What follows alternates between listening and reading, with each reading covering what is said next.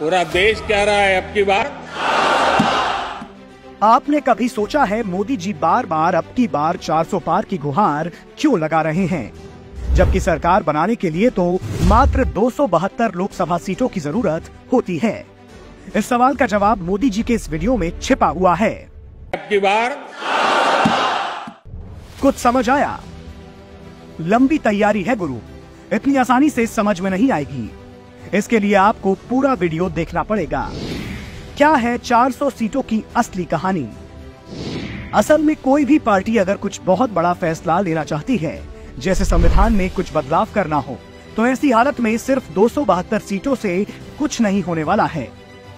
इसलिए उस पार्टी के पास स्पेशल मेजॉरिटी यानी कि प्रचंड बहुमत चाहिए। तो लोकसभा में जहां कुल 543 सीटें हैं, उसमें आपको कम से कम 362 सीटें किसी भी हाल में चाहिए होती हैं। जानकारों के अनुसार मोदी जी इसी प्रचंड बहुमत के लिए आपसे बार बार 400 पार 400 की गुहार लगा रहे हैं। क्या बड़ा बदलाव ला सकते हैं? अब आपके मन में सवाल उठ रहा होगा कि मोदी जी आखिर ऐसा क्या करना चाहते हैं जिसके लिए उनको इस प्रचंड बहुमत की जरूरत पड़ गई। आखिर ऐसा क्या बड़ा काम बाकी है? वक्फ बोर्ड की मनमानी पर रोक।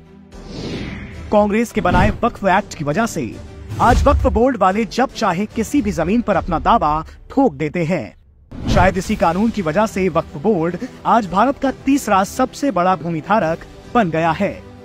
हो सकता है मोदी जी प्रचंड बहुमत की गुहार इसलिए लगा रहे हो ताकि कांग्रेस के लगाए इस दाग को मिटा सके, जो बिना इस स्पेशल बहुमत के शायद संभव ना हो।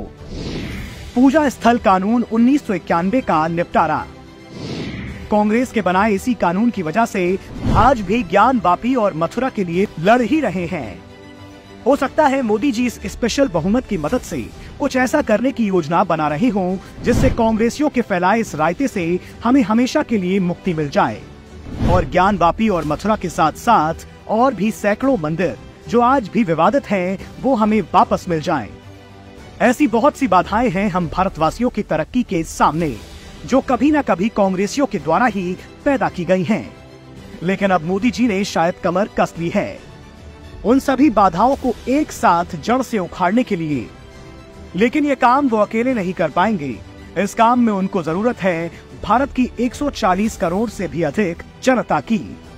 तभी पीएम मोदी का 400 पार का सपना पूरा हो सकता है और हम भारतवासियों के सामने से ये बाधाएं हट सकती हैं। तो आइए मोदी जी के साथ कदम से कदम बढ़ाएं और 400 से अधिक सीटों पर कमल ही कमल खिलाएं।